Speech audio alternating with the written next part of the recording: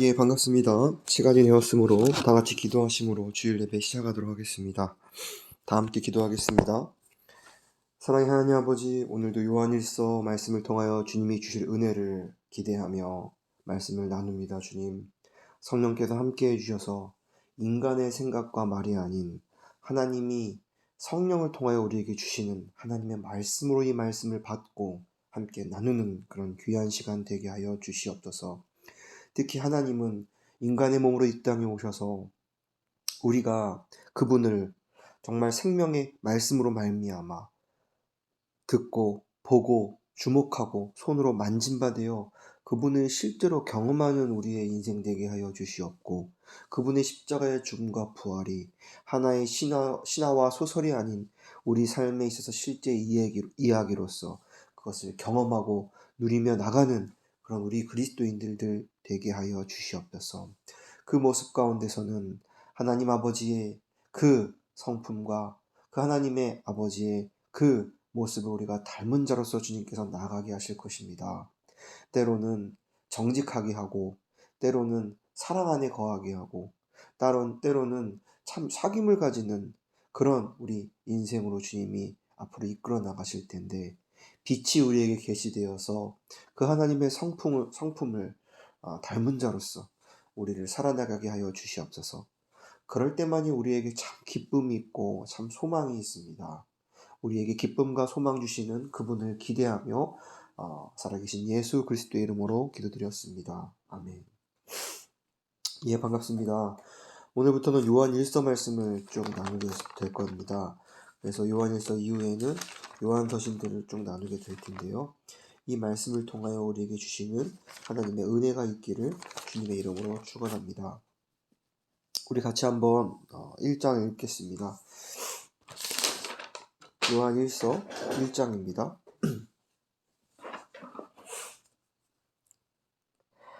다 찾으신 줄 알고 10절까지인데요. 함께 읽도록 하겠습니다. 태초에 있는 생명의 말씀에 관하여는 우리가 들은 바요, 눈으로는 본 바요, 주목하고 우리의 손으로 만진 바라.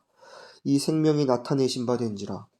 이 영원한 생명을 우리가 보았고 증거하여 너희에게 전하노니, 이는 아버지와 함께 계시다가 우리에게 나타내신 바 된 자니라. 우리가 보고 들은 바를 너희에게도 전함은 너희로 우리와 사귐이 있게 하려 함이니, 우리의 사귐은 아버지와 그 아들 예수 그리스도와 함께 함이라. 우리가 이것을 쓰면 우리의 기쁨이 충만케 하려 함이로라. 우리가 저에게서 듣고 너희에게 전하는 소식이 이것이니, 곧 하나님은 빛이시라. 그에게 어둠이 조금도 없으시리라.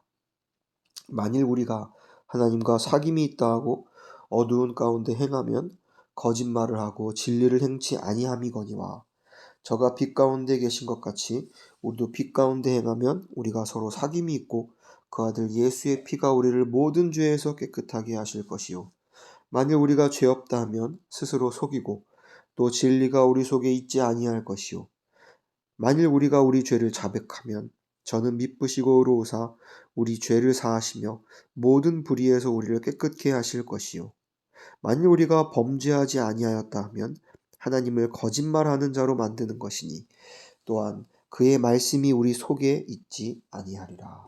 아멘. 오늘 함께 요한일서를 살펴보고 나누고자 합니다. 요한일서는 사도 요한이 쓴 편지입니다. 이 편지가 어떤 교회에게 누구에게 쓰였든 간에 정작 중요한 것은 이 편지를 수천 년 동안 남기시고 보존하시고 지금 현재를 살아가는 우리에게 읽히게 하시는 이유는, 이 말씀이 저와 여러분들 개개인들에게 하시는 말씀이라는 것입니다. 우리가 그 사실을 믿고 나아가는 것이 정말 이 말씀을 우리가 상고하고 묵상하며 이 말씀이 우리 삶 가운데 실제가 되는데 너무 중요한 것 같아요. 이 말씀은 저와 여러분들에게 하시는 말씀으로 읽기를 원합니다. 근데 요한이 이 편지를 쓰는 데 있어서는 분명한 목적이 있었습니다.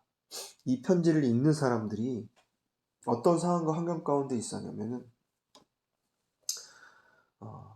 영지주의라는 가치가 이 편지를 읽는 사람들의 삶의 전반에 깔려 있었어요. 영지주의가 무엇이냐?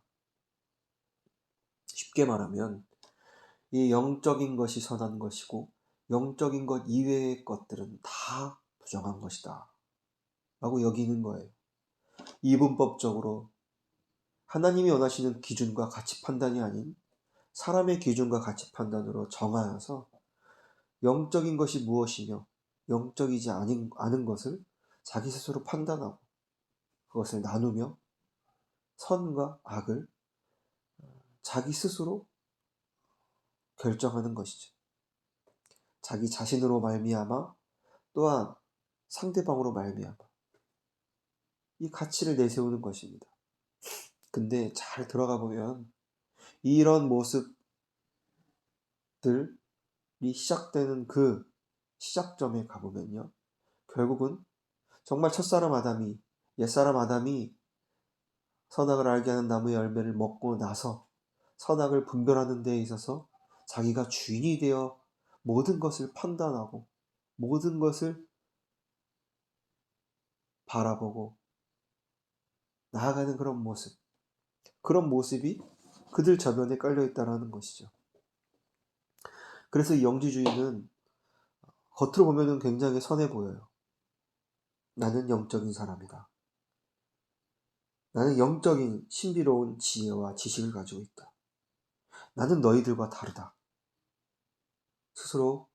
스스로를 정의하고 상대방을 판단하는 것입니다. 그리고 영적인 것 이외의 모든 것들, 세상적인 것, 그 어떠한 것을 다 배격해요. 그래서 신비주의를 자기 안에서 만들어내.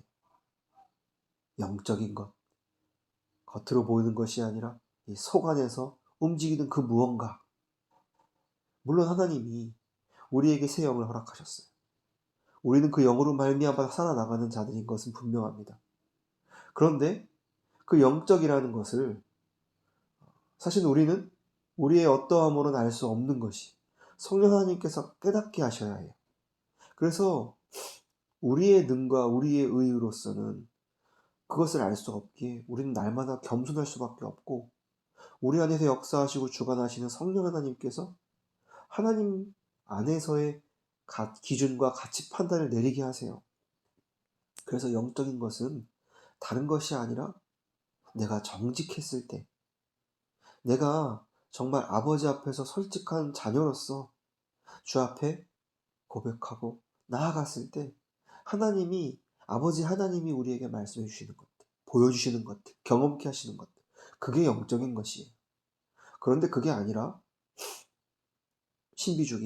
신비주의와 같은 것들, 그것으로 자기 자신을 높이고 다른 사람을 나보다 낮추고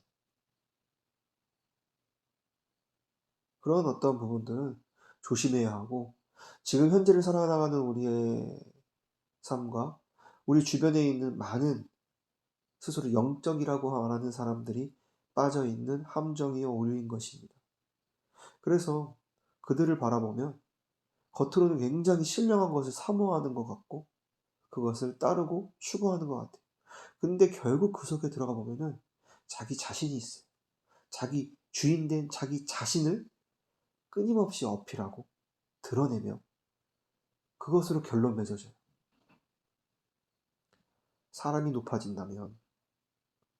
사람이 하나님보다 높아진다면 그것은 교만이요.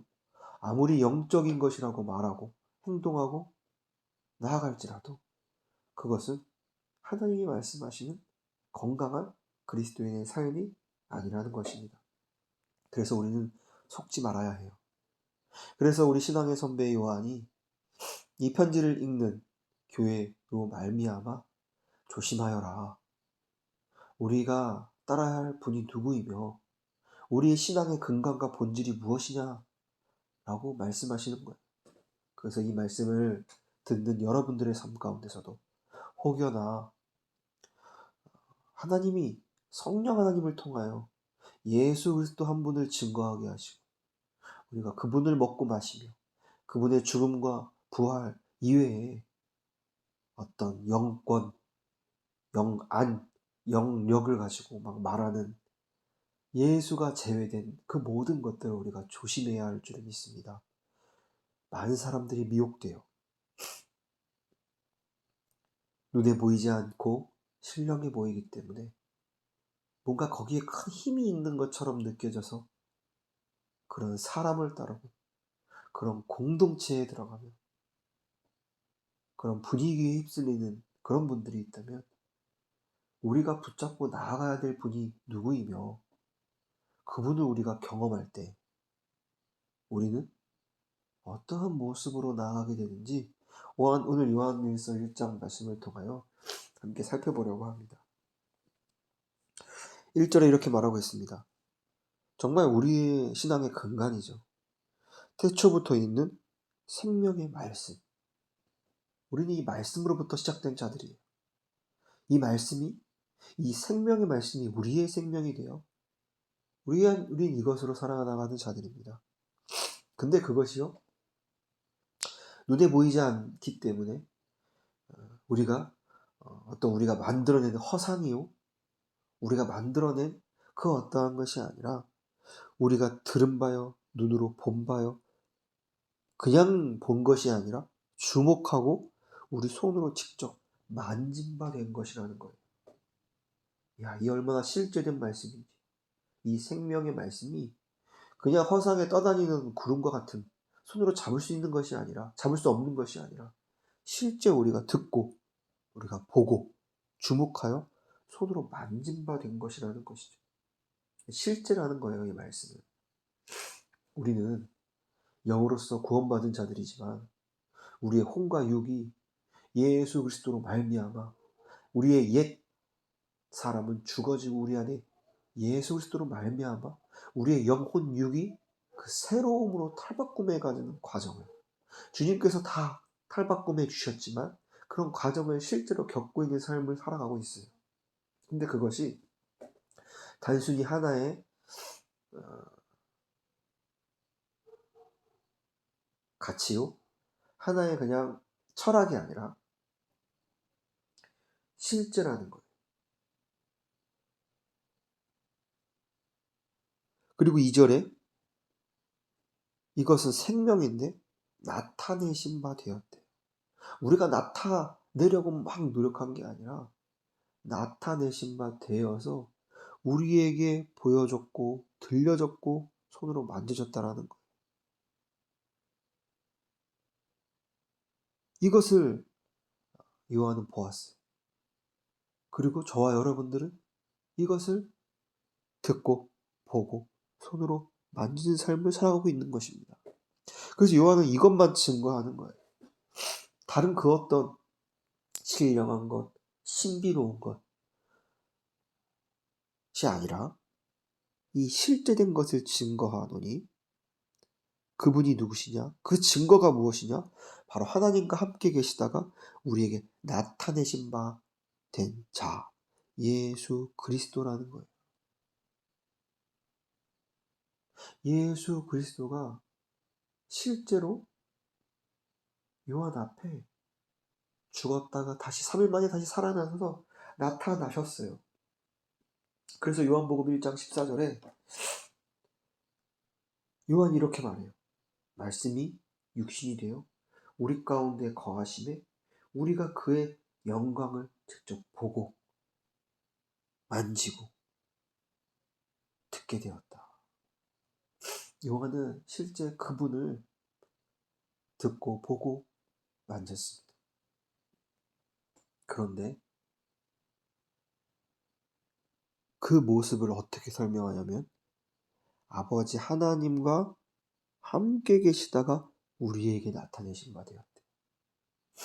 저는 정말 그 예수 그리스도가 살아계신 인간으로 오신 실제하셔서 우리가 경험할 수 있는 분이다. 그 말만 딱 들으면요, 사실 저한테 크게 와닿지가 않아요. 아, 그냥 그러셨구나, 그런가 보다, 거기서 끝나게 되더라고요. 근데 저는 이 2절 후반부의 말씀이 저한테 굉장히 가깝게 실제로 다가오는 말씀처럼 들려져요. 하나님은 아들 예수를 인간의 몸으로 우리에게 보내시면서 결국 관계성을 우리에게 만들어 주신 거예요. 이 관계가 없다면, 이 관계성이 없다면 예수님이 실제로 인간의 몸을 입고 온 게 나랑 뭔 상관이에요. 근데 그분이 나랑 관계를 맺으셨대. 근데 그분이 원래 어떤 관계를 갖고 계신 분이냐면 하나님을 아버지로 자신을 아들로서 맺어진 관계를 갖고 있는 그 분이셨어요.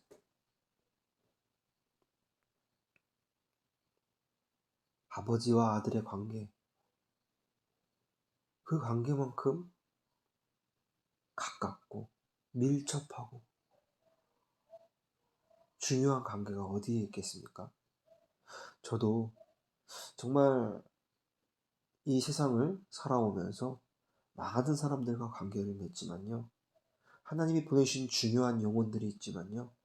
실제로 나를 낳아주신 우리 부모님, 형제, 자매, 또한 내가 하나님이 주셔서 허락하셔서 낳게 된 우리 아들 주한이 와의 관계가 얼마나 다른 관계보다 깊은 관계인지 삶을 살아나가면서 깊이 경험하고 있어요. 물론 그렇지 않은 죄로 말미암아 얼룩되어진 관계도 있지만요. 건강한 관계는요. 정말 부모와 자녀 관계만큼 우리가 인간으로서 살아나가는데 가장 우리 자신답게 바라보게 하는 관계가 어디에 있겠습니까? 그래서 어떤 사람은 말해요. 내가 그 어떤 사람을 다 만나고 관계 맺는다고 해도 결국은 부모와 자녀, 우리의 가족밖에 없다. 물론 죄로 깨어지면 그것만저 깨어질 수도 있어요. 하지만 정말 결국은 부모가 죄로 말미암아 자녀에게 옳지 못한 모습과 행실을 보였다고 할지언정 자녀가 부모에게 효도하지 못하고 자녀의 노릇을 못했을지언정 결국에 남아있는 자는 누구입니까? 결국 부모와 자녀의 관계예요. 저도 주한이를 요즘에 같이 함께하면서 주한이와 왜 이유 없이 주한이가 너무 예쁜 거예요. 나의 자녀니까. 물론 살아나가면서 여러 사건을 통하여 서로 싸우기도 하고 부딪히기도 하고 문제가 생기지만 결국은 주한이가 내 자녀라는 내 아들이라는 그 관계는 그 어떤 것으로 부정할 수가 없어요. 그래서 2절에 그 생명이 그 말씀이 우리에게 나타내신 바 되었는데 그 생명은 먼저 아버지와 함께 계신 분으로서의 예수 그리스도, 아버지와 하나님과 관계 맺은 예수 그리스도가 우리에게 나타내신 바 되었대요. 그리고 우리가 보고 들은 바를 3절입니다. 너희에게도 전함은 너희로 우리와 사귐이 있게 하려 함이니. 이 사귐을 말하고 있어요. 요한이 이 편지를 읽는 성도들에게, 영혼들에게, 교회들에게 가장 중요한 것 말하는 한 가지. 예수 그리스도인데요. 그 예수는 결국 우리와 사귐을 갖는 분이라는 것을 강조해서 말하는 거예요. 이 관계와 관계성이 얼마나 중요한지.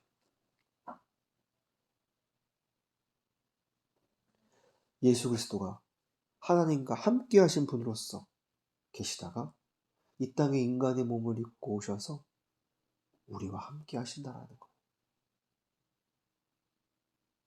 근데 우리 함께 하시는데 그냥 함께 있게 된 게 아니라 처음에는 죄 하나 없으신 그 예수 그리스도가 인간의 몸으로 입고 이 땅에 오심으로써 우리의 죄를 다 잊고 십자가에 죽으심으로써 죄를 도말하시고 죄를 사하시고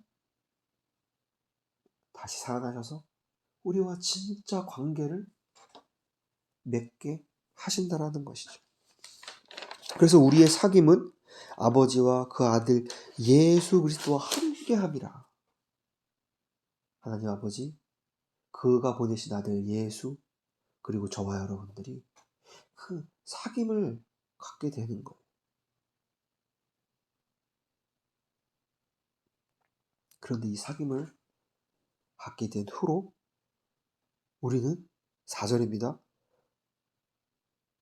요한이 이 사귐을 갖게 되었다라는 이 놀라운 사실을 쓰면서 왜 이것을 쓰냐면, 우리가 이것을 쓰면 우리의 기쁨이 충만케 하려 함이로다.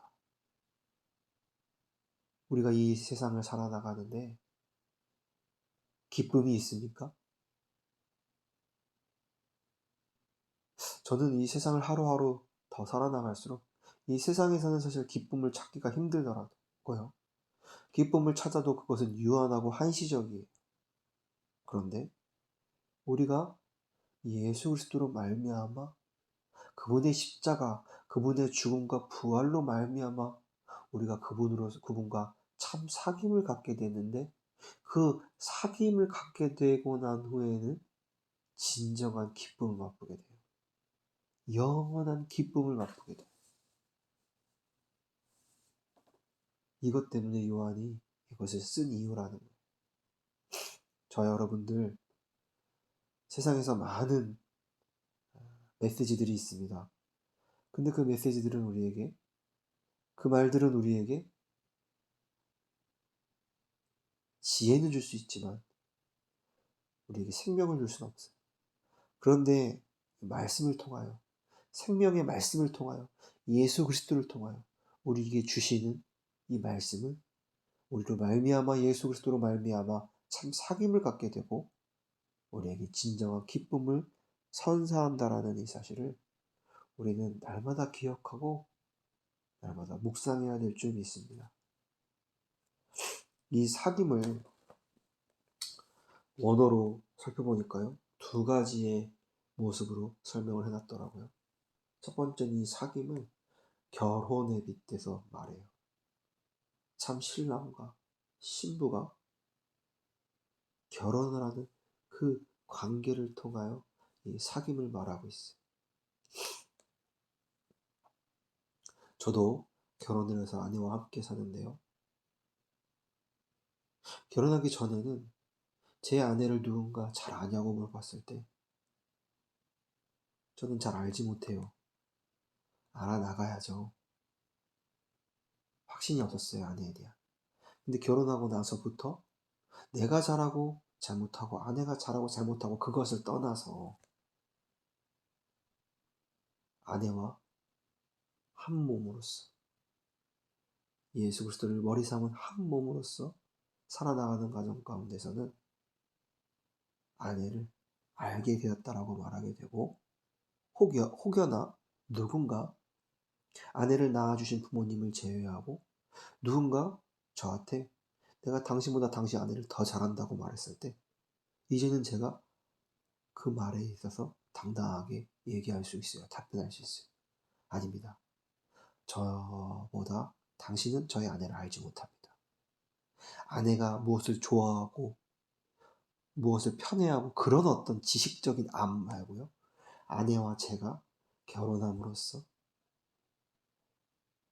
관계를 맺고 한 몸이 되었을 때 그 후로부터 나오는 암, 그것은 그 누구도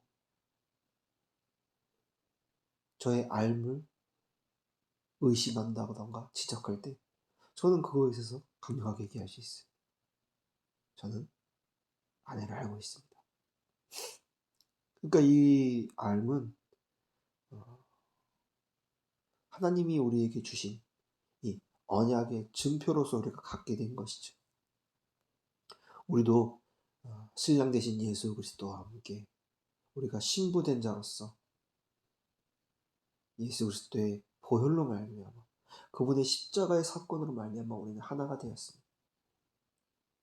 자격 없던 우리 신부가 예수 그리스도 그 신랑의 정말 영원한 그 은혜로 말미암아 우리는 아내된 자가 되었고요. 이제는 우리가 예수 그리스도를 아는 자로서 신랑된 예수가 신부된 우리를 아시고 나아가는 서로의 알미, 관계가 형성된 거예요. 그래서 이 사귐이라는 말에는요, 이 결혼에 빗대어서 설명하고 있고요. 또 하나 재밌는 비유를 제가 준비하면서 알게 됐는데, 그것은 바로 소유자들이 공동 소유권을 갖게 되는 그 모습을 통하여 이 사귐을 원어로서 설명하기도 한대요. 이 말이 무슨 말이냐? 요한이 과거에 형제 야고보와 함께 배를 깁고 물고기를 잡는 그런 어업에 종사한 형제들이었어요. 그런 가정이었어요. 가족이었어요.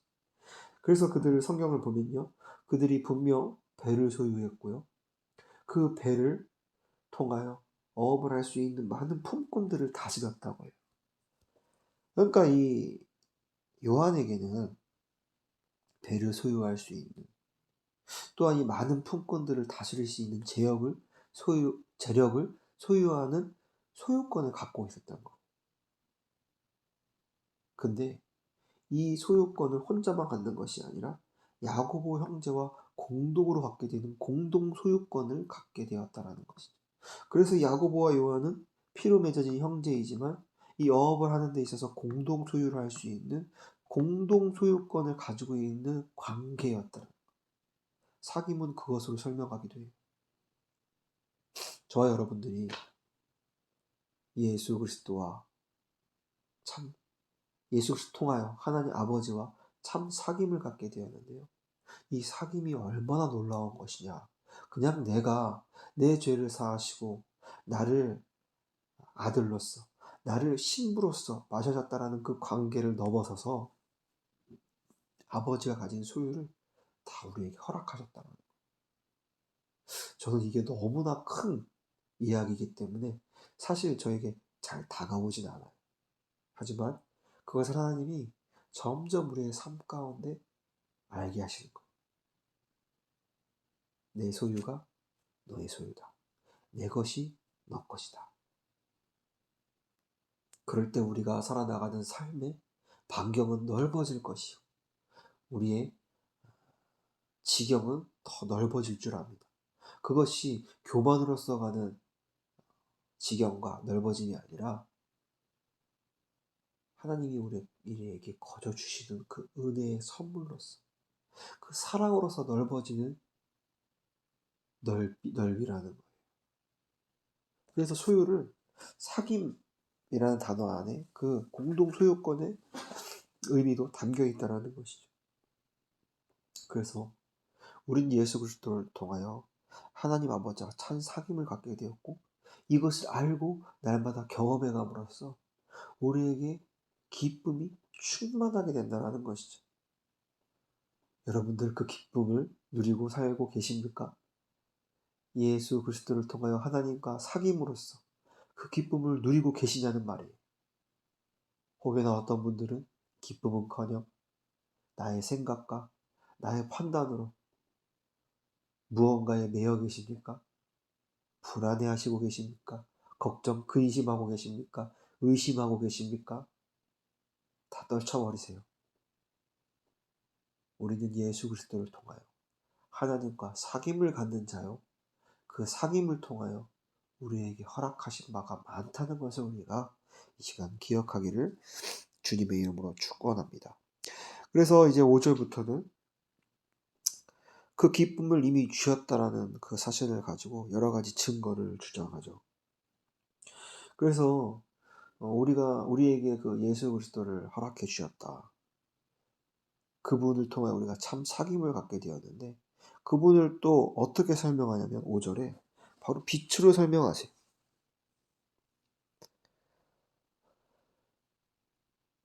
하나님은 빛이시니라. 그에게는 어둠이 조금도 없으시니라. 정말 이 1절에서 4절까지 사귐이라는 중심 주제를 가지고 우리에게 말씀하셨는데, 그 사귐에 대해서 더 깊이 증거하려고 이 빛을 끌고 우리에게 설명하시는 것. 우리는 빛을 받은 자예요. 우리에게 빛이 비춰졌어요. 우리는 전에는 어둠이었어요. 죄로 말미암아 어둠 가운데 있는 자들이었어요. 그런데 은혜의 빛이 우리에게 비춰지고 그 빛이 비춰짐으로써 우리는 어둠의 자식이 아니라 이제 빛의 자녀들이 된 것입니다. 그래서 우리가 이 빛을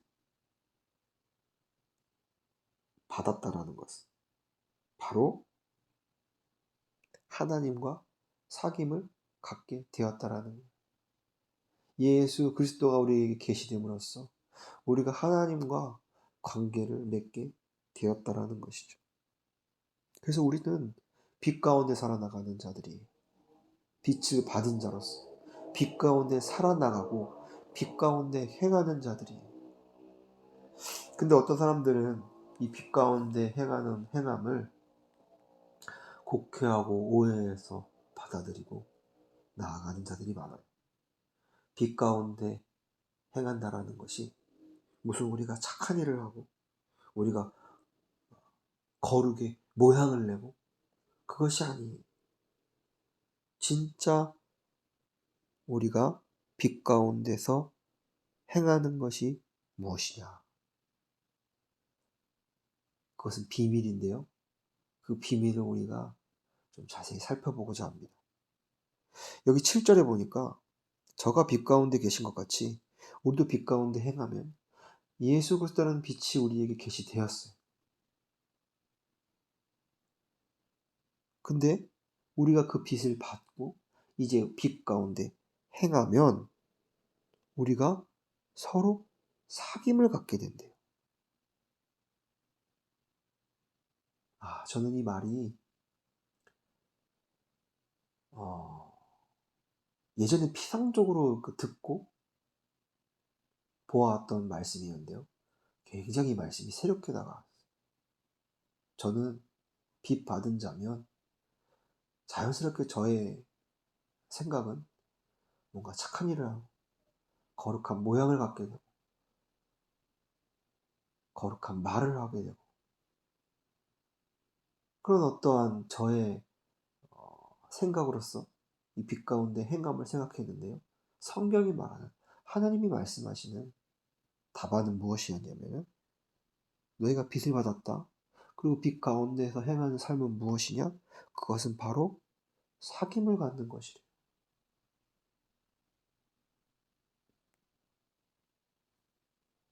이 사귐은 우리가 1절부터 4절까지 함께 나누었던 사귐 무엇입니까?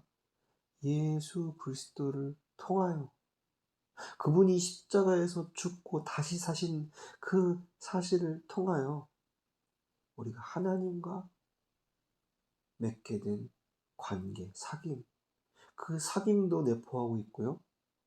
그리고 몸된 교회로서 예수 그리스도를 머리 삼은 몸된 교회로서 우리 형제 자매들과 우리 지체들과 맺고 있는 그 사귐도 말하고 있는 것이 빛 가운데 행하는 것은 결국 사귀는 것이래.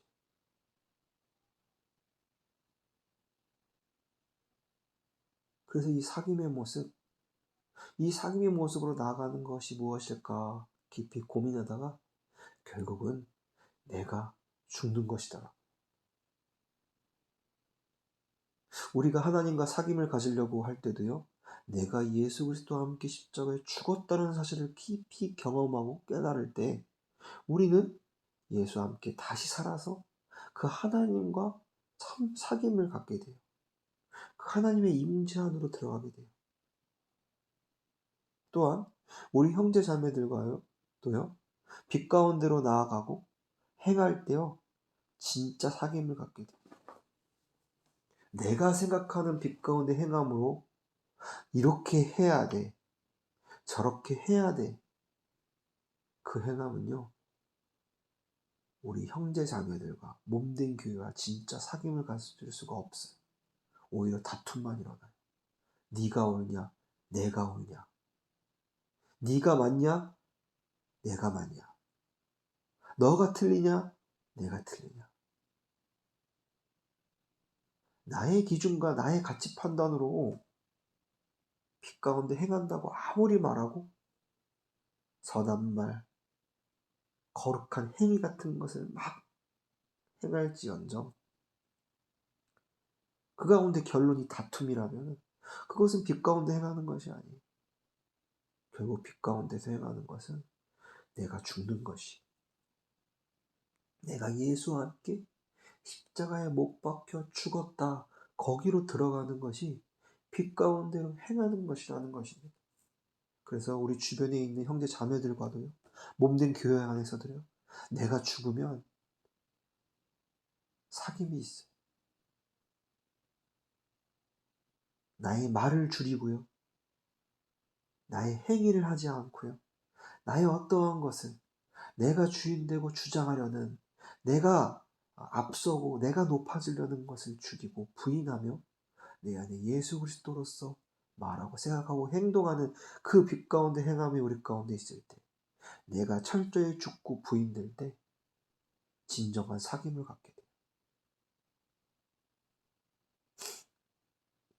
제가 군대에 있을 때 저는 동반 입대를 했습니다.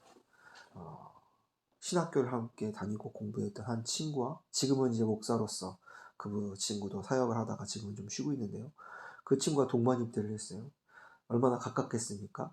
지금도 연락하고 정말 둘도 없는 저의 친구며 형제인데요.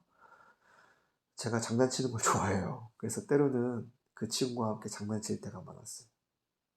그래서 제가 막 짓궂게 장난을 치면은 다른 친구들 같은 경우에는 저한테 더 크게 장난을 치면서 서로 막 이렇게 주고받거니 하거든요.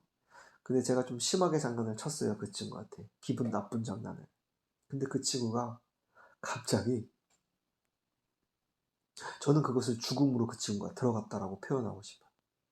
제가 진짜 누가 봐도 제가 잘못할 만큼 심한 장난을 그 친구한테 쳤는데, 그 친구가 갑자기 저한테 다가오더니 그러는 거예요.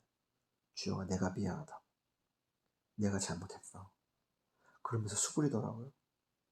제가 그때 너무 당황스러웠어요. 부끄러웠어요. 그리고 제가 장난치는 부정직한 모습이 아니라 솔직한 저의 모습과 마음으로 들어가게 되었어요. 그래서 제가, 그 친구 이름이 유선인데요, 유선아 미안해. 내가 먼저 장난 시작하고 내가 너를 불편하게 하고 너를 힘들게 했는데 내가 미안해 하면서 저도 죽게 되더라고요. 전 그때 배우게 되었어요. 아, 내가 죽으면 진짜 몸된 교회라면, 형제 자매라면, 예수 그리스도를 머리로 삼은 자라면 함께 죽게 되는구나. 그리고 진정한 사귐을 갖게 되는구나. 제가 그때 그 사건을 통해 배우게 되었고, 관계에 있어서 죽음을 생각할 때 그때를 떠올려요. 그 친구에게는 아주 작고 사소한 일이었을지 모르지만 저에게는 그 일이 굉장히 크게 다가왔거든요. 정말 이 말씀을 듣고 계신 각처에 있는 형제 자매분들 삶 가운데 관계의 어려움을 갖고 계십니까? 아무리 세상의 어떠한 지혜로서 그것을 풀려고 해도 풀리지 않을 것. 결국 그것을 풀지 못해서 저쪽 방 안쪽 구석에다가 숨겨놓은 채 사는 우리의 삶일 뿐일 거예요. 근데 하나님 빛으로서 그 사건을 통하여 우리 자신을 드러내세요. 그리고 그 사건을 풀 수 있는 실마리는요, 결국은 내가 예수와 함께 죽는 거예요. 그러면 그 문제는 해결돼요. 그 얽힌 실타래는 풀리게 돼요. 그리고 그 나와 문제가 있던 그와 진정한 사귐을 갖게 된다는 것이죠. 이 놀라운 영적 비밀이 저와 여러분들의 삶 가운데 몸된 교회 안에서 일어나기를 원합니다. 그게 진정한 회개 운동이요, 그게 진정한 부흥이에요. 그것도 없으면서 우리가 누구를 전도할 수 있겠으며 누구에게 하나님의 사랑과 그 깊은 진리를 전파할 수 있겠습니까? 우리 안에서 그 사랑이 드러나고 증명되지 않는다면 우리가 외치는 그 한마디의 외침은 하나님이 원하시는 그 외침이 아니요, 그냥 소리만 무성한 소음일 뿐일 수도 있어요. 그래서 본문으로 돌아가 우리가 빛을 받은 자로서 빛 가운데 행한다는 것은 우리가 서로 사귐을 갖게 된다는 것이죠. 그리고 여기에 이 내용과 조금 생뚱맞은 후반절의 내용이 나와요. 그 아들 예수의 피가 우리의 모든 죄를 깨끗하게 하실 것이요. 결국은 사귐의 본질은 그의 아들 예수의 피가 우리를 모든 죄에서 깨끗해 하셨다라는 그 사실로부터 모든 사귐이 이루어진다라는 것이, 예수님을 통하여 하나님과 우리의 관계가 정립되고 이 수직적인 관계가 정립됨으로 우리의 수평적인 관계, 예수 그리스도의 보혈 그 피로써 내가 죽음으로써 예수와 함께 다시 삶으로써 우리의 모든 형제 자매들 몸된 교회 안에서의 관계와 사귐이 이루어진다라는 것이죠. 그래서 저는 이 요한일서 1장의 핵심 키워드를 두 개로 말하고 싶은데, 첫째는 사귐이고요, 둘째는 정직이에요. 왜 정직이냐? 8절에 만일 우리가 죄 없다 하면 스스로 속이고 진리가 우리 속에 있지 아니할 것이. 저와 여러분들 새 영을 허락받았어요. 우리는 그 새 영으로서 사는 새 사람입니다. 하지만 여전히 우리 가운데 죄가 있잖아요. 관계에 어그러진, 형제 사랑을 하지 못하는 모습, 또 여러 많은 죄들이 있잖아요. 그 죄를 주 앞에 고백하는 거예요. 주님, 저에게 이런 연약함이 있습니다. 저에게 이런 문제가 있습니다. 저에게 이런 죄의 모습들이 있습니다. 주 앞에 고백하는 거예요.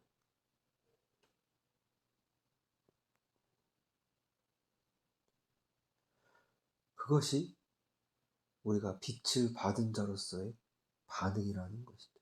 우리가 빛을 받았기 때문에 뭐 착한 일을 하고 선한 말과 행위를 하고 기도를 많이 하고 뭐 어떤 우리가 생각하는 이 거룩의 그 어떠한 모습들을 막 하는 삶이 아니라, 진짜 빛 받은 자들은요, 주님, 저는 죄인입니다라는 고백을 날마다 하는 자예요. 그리고 그 고백이 하나님 앞에서, 또한 우리에게 허락된 많은 영혼들 앞에서 하는 자들이에요. 그게 빛 받은 자들의 모양이라는 것이죠. 제가 선교센터에, 이 우리 교회에 방이 하나가 있어요. 얼마 전에 그 방을 다 페인트도 칠하고 거기다가 이제 벙커베드, 많은 영혼들이 와서 잘 수 있도록 벙커베드를 만드는 작업들을 작년에 했네요. 근데 제가 그 작업을 하면서 이제 그 안에 있던, 방 안에 있던 짐들을 다 이제 바깥으로 내놓고 아침에 이제 오전에 시작해가지고 작업을 시작했어요. 문을 열어놓고 자연광을 통하여 이제 작업을 했는데요. 처음에 이제 페인트를 이제 노란 색깔로 이제 예쁘게 하니까 너무 밝고 좋더라고요. 깨끗하더라고요. 그 전에는 창고 같은 방이 진짜 방이 되었어요. 그래서 야, 너무 잘했다 하고 다음 날이 되어가지고 다 끝나고 이제 작업한 방을 보려는데, 아침에 이제 작업을 하고 저녁에 작업이 다 끝났으니까 저녁에 이제 어두워진 후에 불을 켜서 이제 진짜 밝은 조명에 불을 펴서 방을 다시 한번 봤는데요. 보지 못했던 잡티들과 더러움들이 있더라고요. 더 밝은 빛이 그 방에 쫙 비춰지니까 그 방에 있던 더러움과 부족함과 문제됐던 부분들이 다 드러나더라고요. 정말 우리의 삶도 그런 것 같아요. 하나님이 예수 그리스도를 통하여 빛으로서 우리를 비추셨어요. 그래서 우리의 존재가 어떠한 존재인지 알게 되었어요. 근데 그 빛이 비춰질수록 우리 안에 처리되지 않은 자아의 모습들이 막 보여요. 근데 우리가 그것으로 힘들어하고 침륜에 빠지는 것이 아니라 그 밝은 빛이 비춰져서 나의 그 죄로 말미암아 처리되지 않은 부분이 드러났다면 그것을 가지고 주님 앞에 나아가는 거예요. 페인트를 칠하는 그 방에도 밝은 빛을 통하여 어그러지고 문제되고 티끌이 보였다면 그것을 이제 리페인팅을 하는 거예요.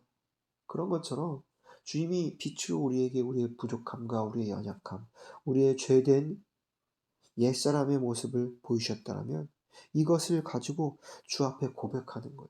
주님, 저에게 이런 부족함이 있습니다. 저에게 아직 처리되지 않은 부분들이 있습니다. 그리고 그것을 예수의 피로 바르는 거예요. 덧입히는 거예요. 그것이 우리 그리스도인의 삶이요. 그게 진짜 성화의 삶이라는 거예요. 근데 나 자신을 속이면서 주변의 사람들이 의식하면서 나 죄 없어요. 나 선한 자예요. 나 의인이에요. 맞는 말이에요. 근데 그 말은 부활로서 나오는 간증의 말이 아니라 그냥 정직함으로써 진솔함으로써 나의 모습을 보고 나오지 않은 말이라면 그것은 힘이 없어요. 제가 예전에 신학교에 다닐 때요. 어떤 행사가 있었어요. 근데 그 행사 가운데서 신학생 한 명이 나와서 간증을 했어요. 지금도 기억해요. 근데 그 친구가 엄청 담대하게 선포하는 거예요. 나는 이제는 죄를 짓지 않는다고. 저는 의인이라서 죄를 짓지 않는다고. 근데 그 말이요. 다른 사람들은 모르겠어요. 저는 굉장히 불편하게 들리더라고요. 뭔가 자유로서 그 말이 들려지지 않고 생명으로서 그 말이 들려지지 않고 그냥 정직하지 않고 자기 자신을 포장하고 감추는 모습으로 부자연스럽더라고요. 그래서 그 후에 많은 사람들이 공감하고 함께 박수치고 함께 자유를 나눈 것이 아니라 그 고백을 통해서 뭔가 위축되는 거예요. 그 분위기가. 저는 이 모습이 그분의 모습이 만약 우리가 스스로 죄 없다 하면 스스로 속이는 모습으로 보여졌어요. 우리는 많은 형제들과 사귐을 갖고 하나님 앞에서 사귐을 가질 때 물론 우리는 예수 안에서 거룩한 자가 되었지만 거룩한 자 되었지만 우리가 살아나가는데 얼마나 처리되지 않은 옛사람의 모습들이 많아요. 그것을 날마다 고백하는 거예요. 그게 죽는 거예요. 하나님 앞에서 형제 자매들 앞에서 말이죠. 그렇다고 그것을 자랑하듯이 막 고백하는 게 아니라 부끄러운 자로서 고백하는 거예요.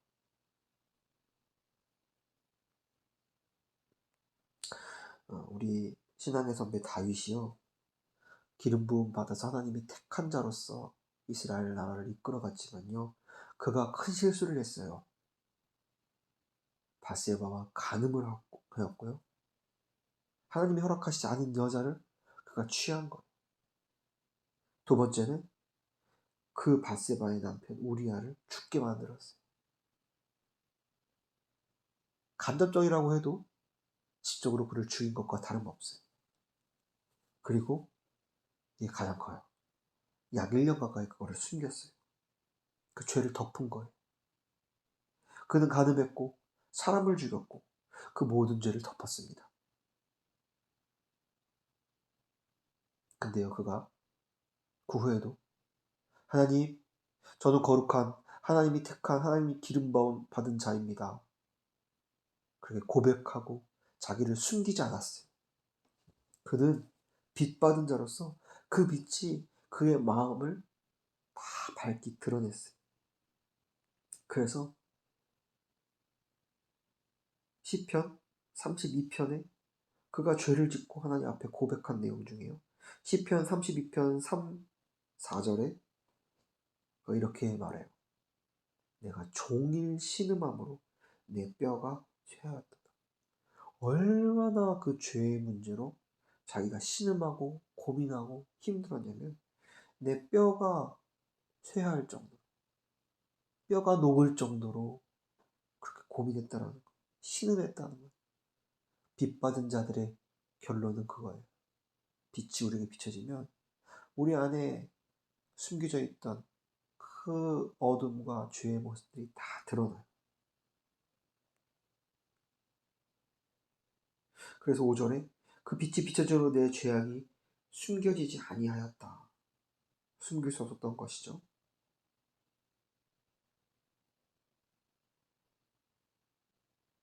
그래서 내가 여호와께 죄를 범하였다라고 나단 선지자를 통하여 자기의 모습을 보게 하시고 밝히 처리되지 않은 옛사람의 모습을 하나님이 다 보여주세요. 그게 빛받은 자들의 모습이에요. 저와 여러분들의 앞으로의 삶이 계속 드러내실 거예요. 빛으로 계시하실 거예요. 근데 그렇게 빛이 비춰지고 우리의 모든 치부가 드러날 때 그것을 기쁨으로 바꾸셨고 바꾸시고 계시고 바꾸실 것이라는 것입니다. 그게 우리에게 참 소망이에요. 그렇게 되려면 우린 다른 거 없어요. 정직해져야 돼요. 거짓말을 하지 않고 다른 사람한테 그런 게 아니라 하나님 앞에서 정직하게 나의 모습을 고백해야 한다는 것이죠. 그렇게 고백하시면요, 하나님이 심판하시지 않고 예수의 피로 덮으세요. 용서하세요. 그래서 바울이 아니라 이 다윗이 이것을 경험하고 편지를 썼는데요. 시편 32편 11절에 그 모든 고백을 주 앞에 올려드리고 그에게 평안이 찾아왔어요. 그리고 저와 여러분들에게 이렇게 말씀하십니다. 이 말씀 읽고 마무리하겠습니다. 너희 의인들아 여호와를 기뻐하며 즐거워할지어다. 마음이 정직한 너희들아 다 즐거이 외칠지어다. 아멘. 기도하겠습니다. 사랑하는 하나님 아버지, 주님이 예수 그리스도를 통하여 우리가 하나님 앞에 아들로서 신부로서 참 새로운 사귐을 관계를 맺게 하셨고 그 관계를 계속 이어가게 하십니다. 빛을 날마다 우리에게 계시하심으로써 예수 그리스도가 우리의 삶 가운데 계시됨으로써 우리는 우리의 존재가 날마다 드러나며 그 존재가 드러날 때 우리는 숨기지 않고 주 앞에 고백함으로써 예수의 피가 날마다 우리의 삶 가운데 덮이온 바 되고 우린 날마다 주님 주신 기쁨을 누리는 그런 자들입니다. 그래서 우리의 삶은 예수 그리스도의 보혈로 말미암아 피가 만연한 삶입니다. 어떻게 보면은 죄를 날마다 받아야 되는 자들이기 때문에 부끄럽고 수치스러운 그런 날이 앞으로 계속될 것이지만 그것을 통하여 우리에게 주시는 기쁨은 그것을 보다 큰 것임을 우리가 깊이 깨닫고 우리가 정직함으로 주 앞에 나아가 즐거의 기쁨을 예수 그리스도를 참 사귐이 있음을 외치는 우리 모든 교회 되게 하여 주시옵소서. 감사하며 예수 그리스도의 이름으로 기도드렸습니다. 아멘. 찬송가 한번 하시겠습니다. 찬송가 487장입니다. 487장입니다. 함께 찬양하겠습니다. 죄짐 맡은 우리 구주 어찌 좋은 친군지 걱정 근심 무거짐 우리 주께 맡기세 주께 고함 없는 고로 복을 얻지 못하네 사람들이 어찌하여 아랠 줄을 모를까 시험 걱정 모든 놈 없는 사람 누군가 부질없이 낙심 말고 기도드려 아뢰세 이런 진실하신 친구 찾아볼 수 있을까? 우리 약함하지요 니 어찌 아니하될까? 근심 걱정 무거우지 아니진 자 누군가 피난처는 우리의 수 주께 아뢰게 기도드리세 이런 진실하신 친구 찾아볼 수 있을까? 우리 약함하시오 니 어찌 아니하될까? 근심 걱정 무거운 짐 아니진 자 누군가 피난처는 우리의 수 주께 기도드리세 세상 진실하신 세상 친구 멸시하고 너를 조롱하여도 예수 품에 안기어서 참된 위로 받겠네. 아멘. 지금은 우리 주 예수 그리스도의 은혜와 아버지 하나님의 사랑하심과 우리 모든 삶 가운데 빛 대신 예수 그리스도로 하나님 아버지와 참된 사귐을 갖게 하시고 그 사귐을 통하여 우리 몸된 교회들과 진정 사귐을 갖게 하시는 성령 하나님의 은혜가 이 말씀을 듣는 모든 개개인들과 가족들과 교회 위에 함께하기를 축원하옵나이다. 아멘.